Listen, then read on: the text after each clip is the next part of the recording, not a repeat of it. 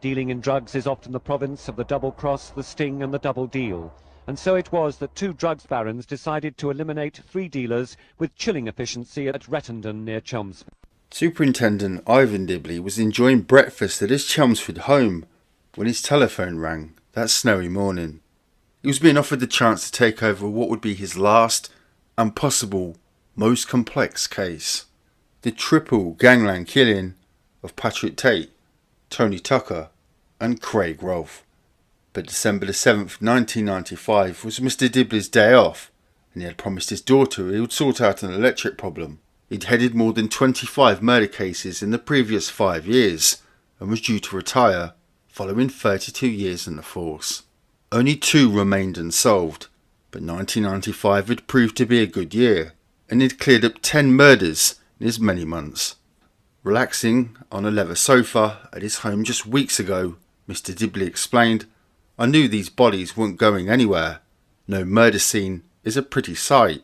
During my years in the force, I've dealt with kiddies burnt in fires and elderly women with their heads bashed in, but considering these men had been shot at close range with a shotgun, it could have been far, far worse." It didn't take long to identify the bodies.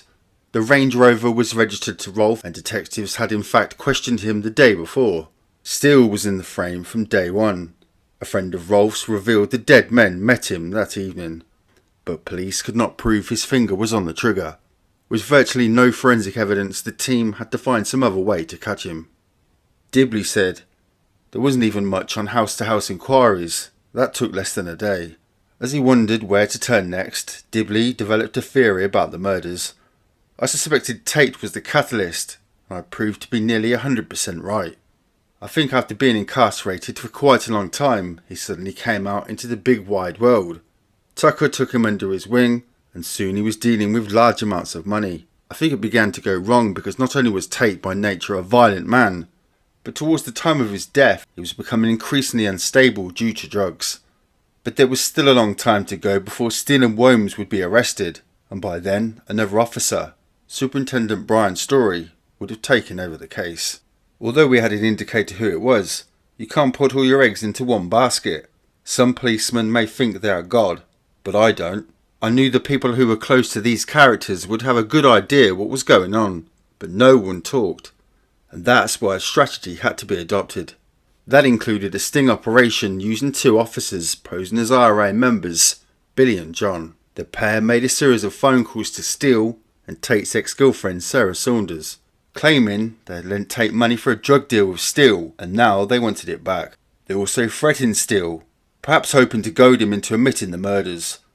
A terrified Sarah went to the Basildon police, who played along with the sting and said the calls had been made from a well-known Republican bar in Belfast. They said detectives were monitoring the men responsible, but had lost track of them when the gang travelled to the mainland.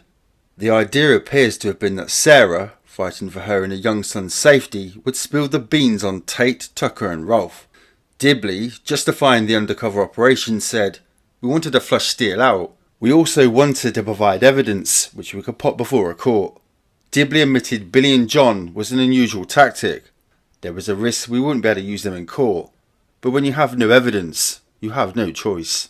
The team also checked mobile phone records and discovered Womes made a call from Rettendon on the night of the killings. The case was 3/4 complete when Dibley retired, only 2 weeks before Steele, Womes, Nichols and others were arrested on May the 13th, 1996. Dibley added, "I knew they'd done the murders. I knew they were involved in drugs, and I knew we hadn't enough evidence to convict them. All we needed was a bit of luck.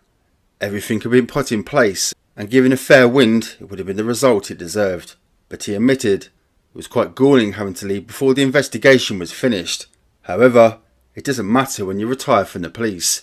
It's never convenient. It was Dibley's groundwork that led to the successful conclusion of the case. During his research, Dibley had discovered Nichols was an associate of the killers. It was my view that the people involved would not want to dirty their hands with a triple murder.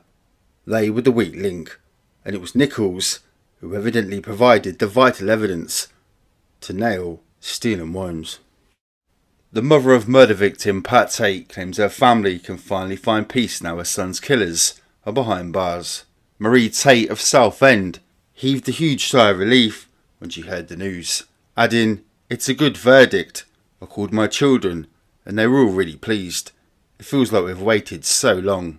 The 5 days the jury spent deliberating was particularly hard on Tate's brother Russell. Marie said, "He was getting very depressed.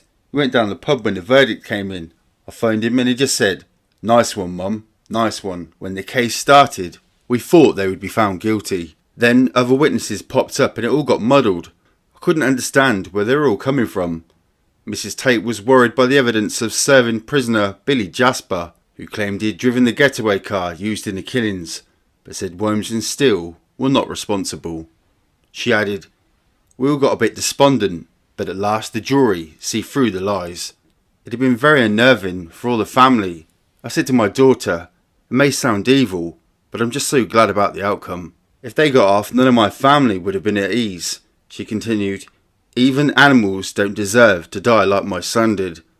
We all go down to the grave at Pitsea now. Pat should finally be able to rest in peace.